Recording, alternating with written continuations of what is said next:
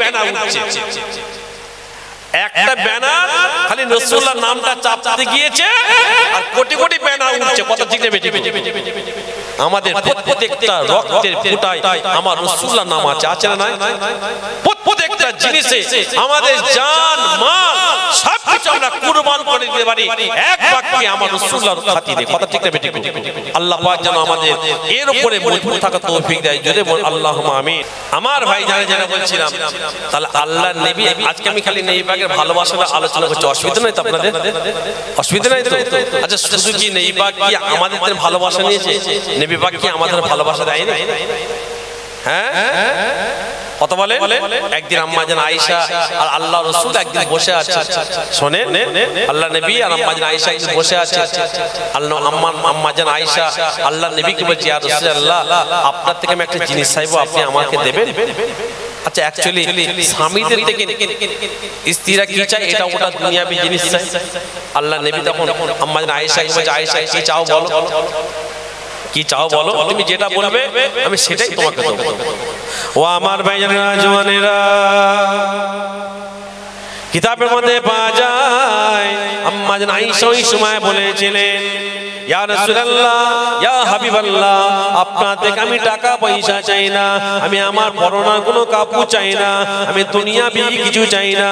ইয়া রাসূলুল্লাহ, ইয়া হাবিবাল্লাহ, আপনার থেকে আমি একটা জিনিস চাই। ইয়া রাসূলুল্লাহ, ইয়া হাবিবাল্লাহ, আপনি শুধু আমার জন্য একটু আল্লাহর কাছে দোয়া চেয়ে দেন। আমার নবী পাক কত ভালোবাসতেন দেখেন। আমাদের ঘরে আমার রাসূলুল্লাহ কত ভালোবাসতেন, প্যার করতেন। আমার নবী পাক ওই সময় আম্মা জান আয়েশাকে জিজ্ঞাসা করলেন, আমার আয়েশা বলো বলো, তুমি আমাকে যে দোয়াটা চাইতে বলবে আমি রাসূলুল্লাহ তোমার জন্য সেই দোয়াটা চাইবো। তুমি আমাকে যেটা বলবে আমি তোমার জন্য সেই দোয়াটা চাইবো। তুমি আমাকে যেটা বলবে আমি তোমার জন্য সেই দোয়াটা চেয়ে নেব। ওই সময় আম্মা জান আয়েশা বলেছিলেন, ইয়া রাসূলুল্লাহ, ইয়া হাবিবাল্লাহ, আমি আপনাকে আমি বলবো না, আপনার যেটা মনে হবে, আপনি আমার জন্য যেটা ভালো মনে করবেন, ইয়া রাসূলুল্লাহ, আপনি আমার জন্য সেই দোয়াটা চেয়ে দেন। যদি বলা যাবে না, আম্মা জান আয়েশা বলছে, হুজুর আমি বলবো না, আপনি আমার জন্য যেটা ভালো মনে করবেন, আপনি আমার জন্য সেটা চান। ও ভাইরা, কিতাবের মধ্যে পাওয়া যায় ওই সময় আম্মা জান আয়েশা শোনার কথা শোনার পরে আমার রাসূলুল্লাহ দুটো হাত তুললেন। শুধু তাই নয়, আমার রাসূলুল্লাহ পিছে পিছে আম্মা জান আয়েশা দাঁড়িয়ে দুটো হাত তুলতে লাগলেন। আম্মা জান আয়েশার সামনে আমার রাসূলুল্লাহ দোয়া চাইতে লাগলেন, হে নবী আল্লাহ, হে নবী আল্লাহ, আপনার কাছে আমি আয়েশার জন্য কি দোয়া চাইবো? আল্লাহ পাক, আমি আমার আয়েশার জন্য আপনার কাছে দোয়া চাই। আল্লাহ পাক, আপনি আমার আয়েশার যদি কোনো অন্যায় করে থাকে, আল্লাহ পাক আমার আয়েশার আগে পিছনে অন্যায় আল্লাহ আপনি maaf করে দেন। হে নবী আল্লাহ, আপনার কাছে দোয়া চাই আমি আয়েশার জন্য, আপনি আমার আয়েশার উপরে রাজি হয়ে যান। একটু যেটা বলা যাবে না, দুটো দোয়া চাইলেন। এক নম্বর হচ্ছে, আল্লাহ আপনি আমার আয়েশার উপরে কি হয়ে যান, রাজি হয়ে যান। আর একটা দোয়া চাইলেন, আল্লাহ আপনি আমার আয়েশার আগে পিছনের কোনো অন্যায় থাকলে কি করে দেন, ক্ষমা করে দেন। আচ্ছা, এই দুটো কথার মধ্যে স্বপ্ন কি আছে না নাই? কথা বলছে না, আছে না নাই? স্বপ্ন কি আছে? ও ভাইজানেরা, কিতাবের মধ্যে পাওয়া যায় আম্মা জান আয়েশার জন্য দুটো দোয়া চাওয়ার পরে আমার রাসূলুল্লাহ দোয়াটা শেষ করলেন। দোয়াটা শেষ করার পরে আমার রাসূলুল্লাহ আম্মা জান আয়েশার দিকে তাকিয়ে দেখতে কিনা আম্মা জান আয়েশার চোখ ভরা পানি। আমার রাসূলুল্লাহ ওই সময় জিজ্ঞাসা করতে লাগলেন, হে আমার আয়েশা, কি ব্যাপার, তোমার চোখে কেন পানি? আমার দোয়া কি তোমার পছন্দ হলো না? তোমার চোখে কেন পানি? ওই সময় আম্মা জান আয়েশা ঝরঝর করে চোখের পানি ফেলতে লাগলেন আর বলতে লাগলেন, ইয়া রাসূলুল্লাহ, ইয়া হাবিব হাবিবাল্লাহ আপনি আমার জন্য যে দোয়াটা চেয়েছেন এই দুটো দোয়ার মধ্যে সব কিছু লুকিয়ে আছে। আপনি আমার জন্য দোয়া চাইলেন যে আল্লাহ পাক আপনি আমার আয়েশার উপরে রাজি হয়ে যান। দ্বিতীয় নম্বর দোয়াটা চাইলেন আল্লাহ পাক আপনি আমার আয়েশা যদি আগে পিছনের কোনো অন্যায় করে থাকে আল্লাহ পাক আপনি ক্ষমা করে দেন। ইয়া রাসূলুল্লাহ ইয়া হাবিবাল্লাহ আপনি যে এই দুটো দোয়ার মধ্যে আমি আয়েশাকে সব কিছু পাইয়ে দিয়েছে। কত খুশি। আচ্ছা এই দোয়াটা যদি আল্লাহ রাসূল যদি আমাদের জন্য চেয়ে দেয় যে আল্লাহ আমার উম্মতদের উপর আপনি রাজি হয়ে যান, আমার রাসূলুল্লাহ দোয়া আল্লাহ কবুল করবে না করবে না? এক কথা বলে হ্যাঁ আল্লাহ আপনি আল্লাহ হ্যাঁ আমার উম্মতদের যদি কোনো অন্যায় আগে পিছনে অন্যায় করে ফেলে আল্লাহ আপনি আমার উম্মতদের আগে পিছনে অন্যায়কে maaf করে দেন, আল্লাহ পাক এটা কবুল করবে না করবে না? তাহলে এই দোয়াটা আম্মা জান আয়েশার জন্য চাওয়ার পর আম্মা জান খুশি হয়ে গেলেন। ও আমার ভাইয়েরা, ও যুবকেরা, আমার মুরব্বিয়ানেরা, দেখেন দেখেন আম্মা জান আয়েশা কেমন রাসূলুল্লাহ ওই সময় বলতে লেগেছে আয়েশা শোনো শোনো, ও আমার আয়েশা শোনো শোনো, আজকে তুমি আমাকে দোয়া চাইতে বলেছো বলে আমি তোমার জন্য দোয়া চাইলাম। ও আমার আয়েশা শোনো শোনো, আজকে তুমি আমাকে দোয়া চাইতে বলেছো বলে আমি তোমার জন্য দোয়া চাইলাম। আয়েশা তবে শোনো, আমি রাসূলুল্লাহ প্রতিদিন আমি আমার গুনাহগার উম্মতিদের জন্য প্রতিদিন 5 ওয়াক্ত নামাজের শেষে আমি রাসূলুল্লাহ এই একই দোয়া আমি আমার উম্মতিদের জন্য চেয়ে থাকি। একটু যেটা বলা যাবে না? নারে তাকবীর।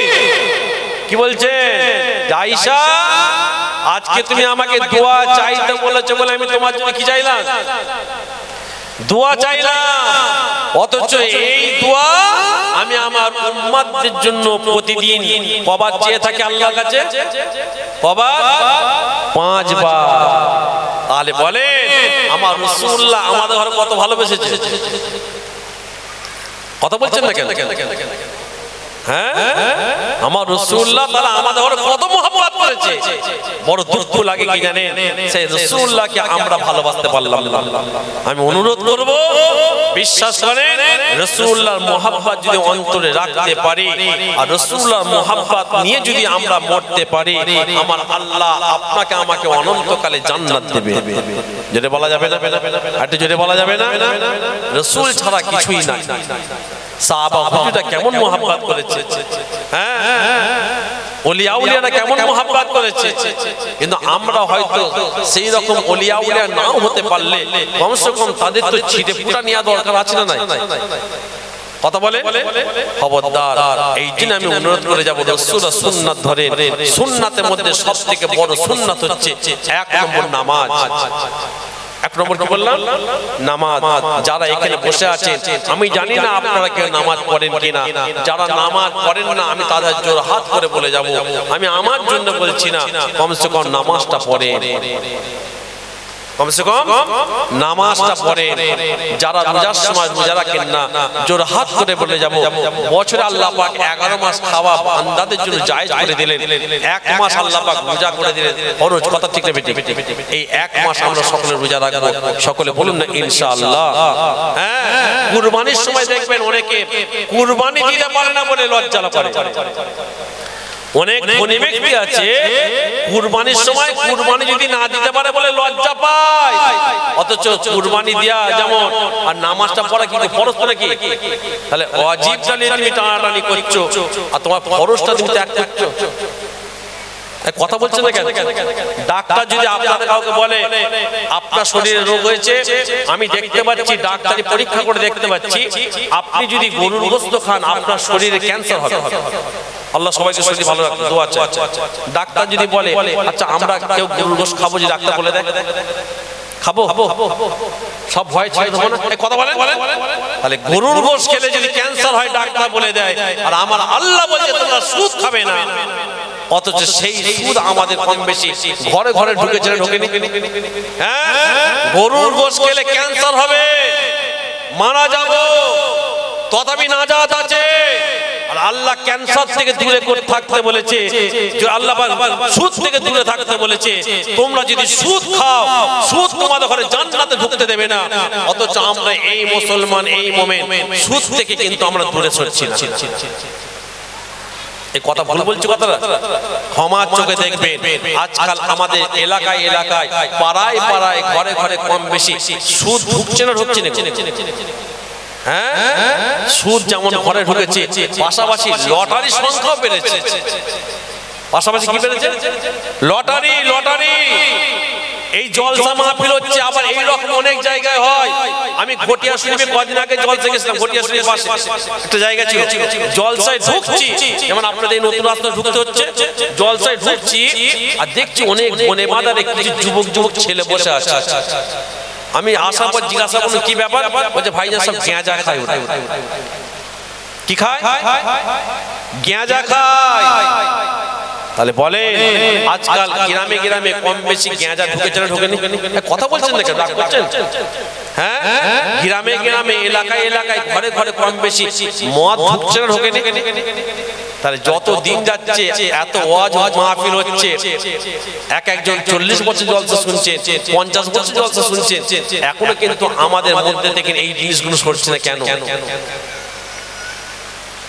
কথা বুঝতে পারছেন না? আপনাদের এই গ্রামটার নাম কি? কথা বলে। এই নেওড়া যে আপনাদের গ্রাম, এখানে 10 জন যদি মদ খায়, কথা বলছি পাড়ায়, এখানে বাড়ি আছে আপনাদের 200 লোক আছে, কত লোক মদ খায়? 10 জন। কেন এই 190 জন মিলে আপনারা তাই 10 জনকে রুখতে পারলেন না? এই তুই মদ খাবি না, তুই মদ খেলে তোর দিকে আমার ছেলে খাবে। তুই মদ খাবি না, তোর মদ দেখে আমার ভাইপো খাবে, আমার তোর পড়োশিটা খাবে, তোর ভাইটা খাবে।